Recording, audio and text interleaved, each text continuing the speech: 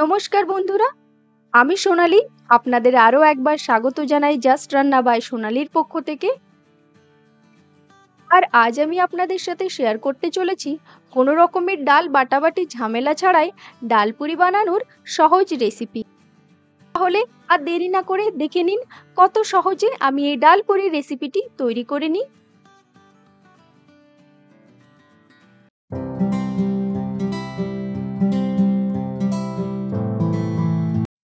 এর জন্য আমি এখানে নিয়ে নিচ্ছি 250 গ্রাম ছোলার ডাল।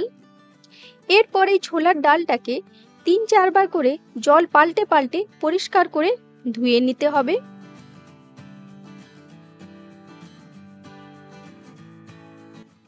এই দেখুন, আমি এই ডালটা ভালোভাবে ধুয়ে নিয়েছি।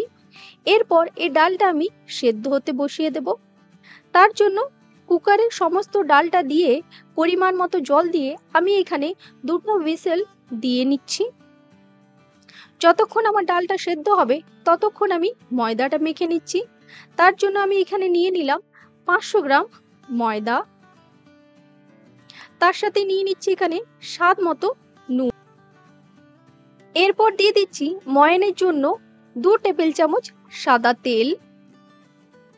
আর তেলটা দেওয়ার পর ভালো করে ময়দার সাথে তেলটাকে মেখে নিতে হবে।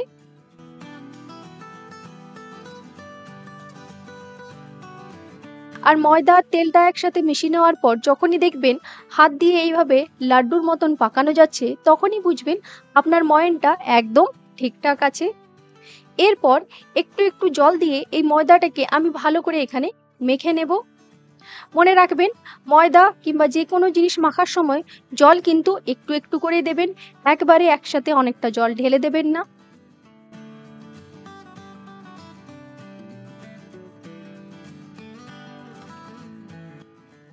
এই দেখুন, আমার এখানে ময়দাটা মাখা হয়ে গেছে।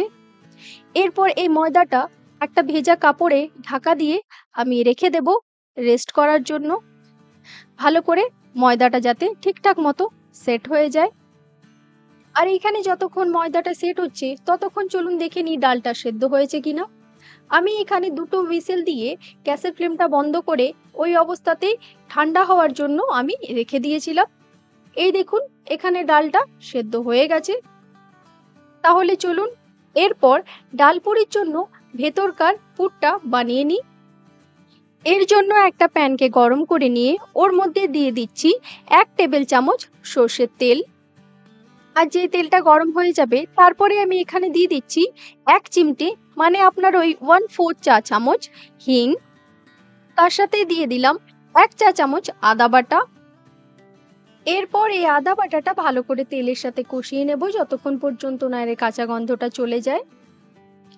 আর তারপর কাঁচা গন্ধটা চলে গেলেই আমি এখানে দিয়ে দিচ্ছি 1/2 চা চামচ ভাজা মশলার গুঁড়ো, 1/2 চা চামচ ধনে গুঁড়ো।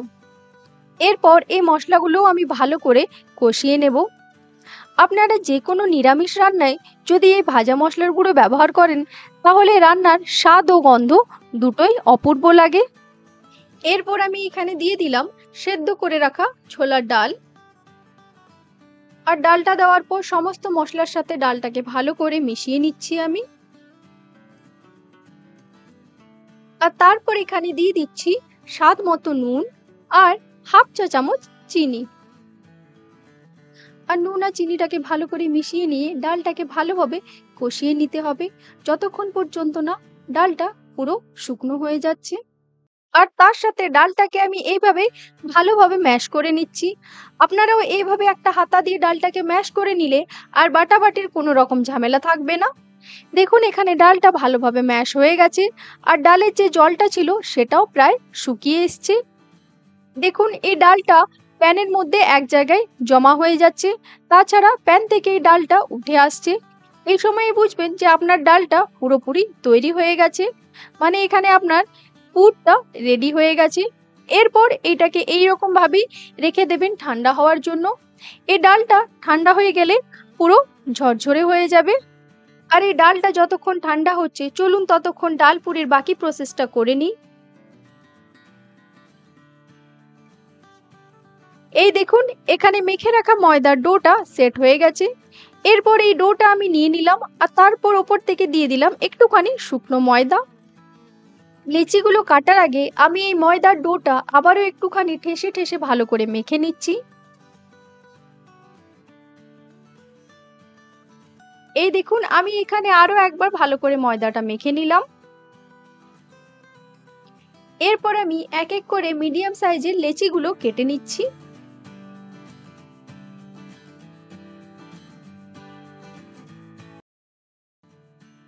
এরপর একটা লেচি নিয়ে এইভাবে হাত দিয়ে ঘুরিয়ে ঘুরিয়ে আমি এই রকম একটা শেপ দিয়ে নিচ্ছি।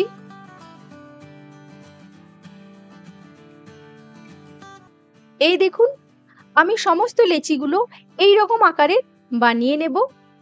এই দেখুন আমি এখানে সমস্ত লেচিগুলো বানিয়ে নিলাম।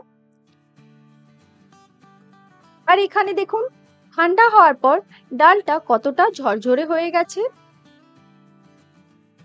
এরপর একটা লেচি নিয়ে দুটো আঙ্গুল দিয়ে ঘুরিয়ে ঘুরিয়ে এইভাবে চেপে চেপে একটা বাটির আকার দিয়ে নিতে হবে।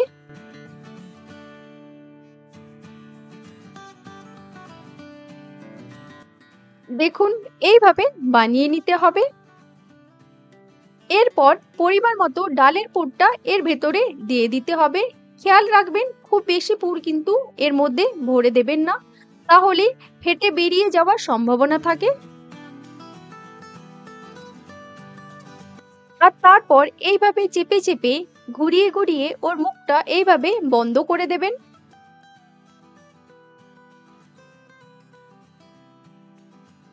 এর মুখটা কিন্তু ভালো করে বন্ধ করতে হবে, না হলে ডাল পুরিটি ভাজার সময় সমস্ত পুরটা বেরিয়ে আসবে।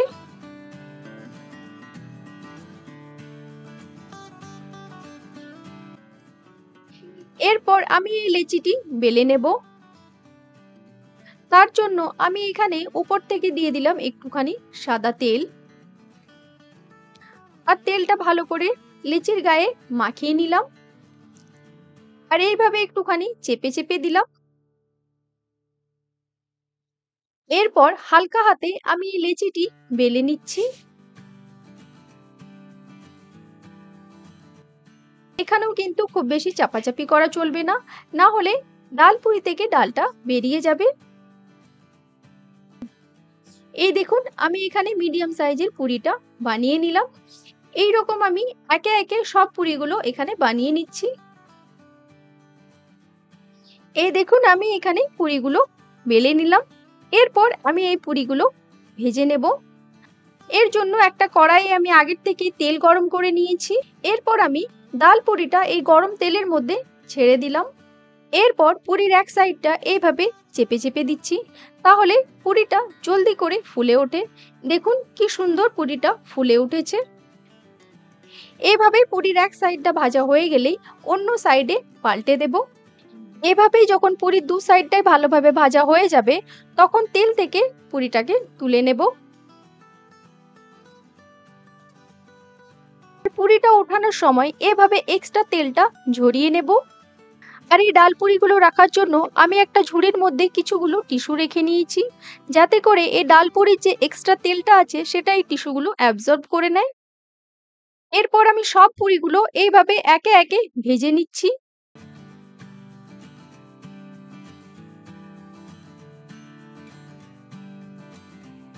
দেখলেন তো কোনো রকমের বাটাবাটি ঝামেলা ছাড়াই কত সহজেই তৈরি হয়ে গেল এই ডাল পুরি। আর এই ডাল পুরি কিন্তু নিরামিষ আলুর তরকারি, আলুর দম কিংবা হোক এইরকম নিরামিষ চানা পনিরের তরকারি, সবকিছুর সাথে খেতেই অপূর্ব লাগে। আপনারা যদি আমার নিরামিষ চানা পনিরের রেসিপি চান, তাহলে অবশ্যই দেখে নিতে পারেন আমার পরের ভিডিওটি। তাহলে আপনাদের কেমন লাগলো এই ডাল পুরির রেসিপি আমাকে অবশ্যই কমেন্টে লিখে জানাবেন। আর আপনাদের আজকের আমার এই রেসিপিটি যদি ভালো লেগে থাকে, তাহলে অবশ্যই আমাকে লাইক, শেয়ার অ্যান্ড সাবস্ক্রাইব করবেন। আর পাশে থাকা বেল আইকনটি প্রেস করতে একদম ভুলবেন না। ভালো থাকবেন, সুস্থ থাকবেন। আজকের এই ভিডিওটি দেখার জন্য ধন্যবাদ।